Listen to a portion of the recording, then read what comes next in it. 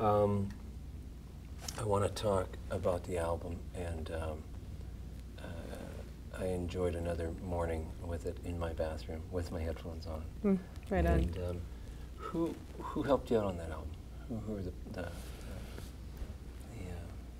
who was part of the Digging Roots team on that album? We had quite a few Yeah. co-conspirators, but we produced the album with Kenny Starr. So, and she was, she came and stayed in a little cabin with us for just over a month, and we sort of incubated and mucked about and like mad scientists and made this record. Yeah, yeah.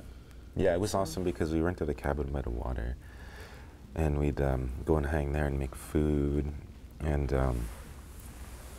it was really cool too because we had a friend of ours who's a chef, and he made like all these organic kind of crazy meals. It was awesome. Right. Yeah. And so everybody was fed all the time, you know, and then we'd go to the studio and we'd sort of flesh out these tunes.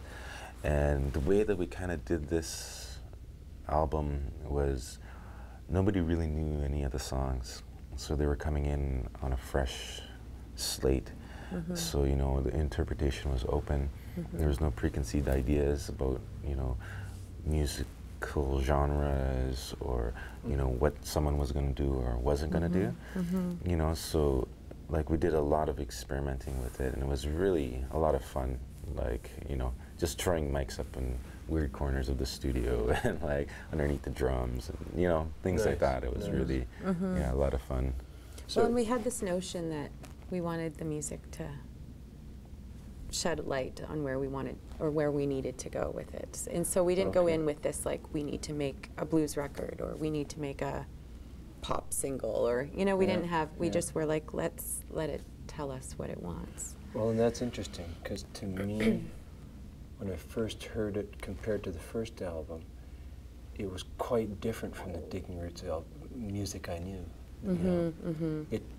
It went a different place.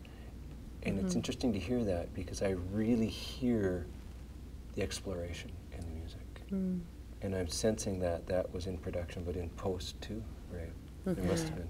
Yeah, well, you know, I think in creating an album sometimes like you can overdo something.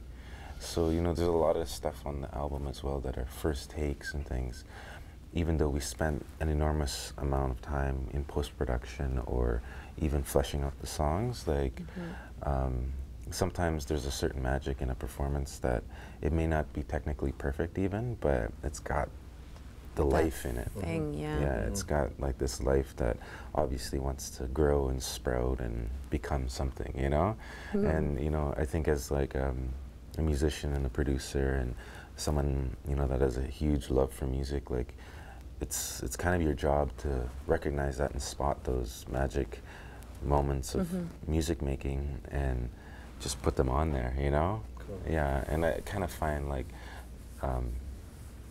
songs are like little children in a certain way. They're babies they become born. So when you record them, they're sort of like a newborn infant. And then when you go and play them live, then they turn into something else, you know? Yeah. When they go out into the world. Yeah. Yeah. And yeah, You and some of nurture them and feed them and grow them up. I'm sensing some similar themes between Seeds and the new album. Planting, renewal, potential. Those are themes that seem to be recurring. Yeah, maybe, hey. Yeah.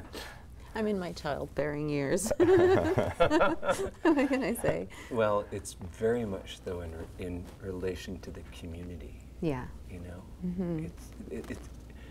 and I've got to say that that's for me such a strength in your music. I mean, and I'm not surprised that you guys won an award last night, because it speaks to the community, and that was a community award last night, right? So I hear those messages, and I think people are getting them. That's my sense. Well, I really feel that we're just a product of where we come from as well. I mean, a new generation of, obviously, you know. I think the kind of histories that we come from, you know, like we bring that into who we are, but, you know, at the same time we also bring this new energy you know, which my parents didn't have. You know, like I don't have to deal with they went through. You know, it's things like that. So, you know, and I think, you know, because of some of the histories we come from, you know, like it's really good to put positive spins on things and really work towards that, you know? Because, you know, our communities right now are really growing, and even with the music industry, the niche music industry as it is right now, it's sort of having a renaissance, and it's coming into its own again, and it's like, you know, there's a lot of young people that are speaking their voices through their music, and you know, songwriting for us has always really been a process of, I don't know, there's a release to that, but there's like, you know, speaking positive things and putting, you know, a positive spin out there, you know, because if you're going to create something, it might as well be positive as opposed to, you know, a negative thing, right? I mean, there's enough negativity out there that, you know, we'll try to balance it on this side a bit. Yeah. And you said that you haven't gone through everything your parents have gone through, obviously. But with something like Cut My Hair, it seems like it's a direct reference. It's taking it from there.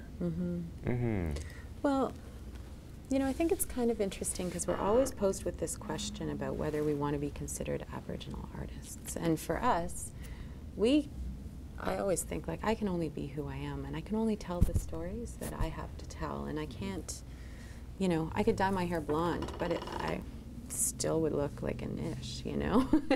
So, and who we are in the stories we have to tell come from the people. I mean, this is our window to the world, is just like anybody else. So I think, you know, you know, that the song "Cut My Hair" is a direct reference to our families and the things that have happened and how that has impacted us intergenerationally, but also understanding how potent it is to speak these stories, you know, and speak these truths, and for our own, I mean, just for us, you know, like to move our own energy and to push back, you know, and music is really healing for us, you know. It's part of what helps us be,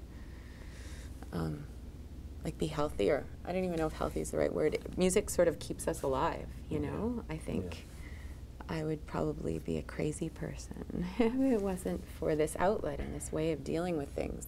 Well, it's kind of like a food. It's like a spiritual food that you need, or at least I need that, you know. And I can understand why, as an Indigenous person, you had like ceremony and you had music and, you know, you had food and, you know, it all kind of interconnects, you know. And you know, you can't have a ceremony without music, for instance. It doesn't communicate in the same way, you know. And I really feel that, you know, like when we wrote "Cut My Hair," for instance, we didn't write it out of anger. We wrote it out of, like, if anything, the song just kind of came out, and it, you know, I think if you wasn't even a choice. Yeah, we just opened our doors of who we were, and this song rose up, you know. And when we sing it, it comes from such a, wow, I don't know where the energy comes from sometimes, but it's really beautiful, and I would say it's pretty emotional for us. Yeah, right? yeah, It's and pretty raw sometimes. yeah, and it's there's, like, you know, that rage and sorrow is moved through that song. Yeah, but I don't feel any negative energies from it. I mean, it's powerful energy, and I think it's energy that, you know, after something happens, it's almost like a valve. You release it. So each time you play it, there's like an energy that goes, you know, it's good. Yeah. And there's, we talked about songs of renewal and planting and potential, and I mean, Plant the Seeds seems to be all about that, eh?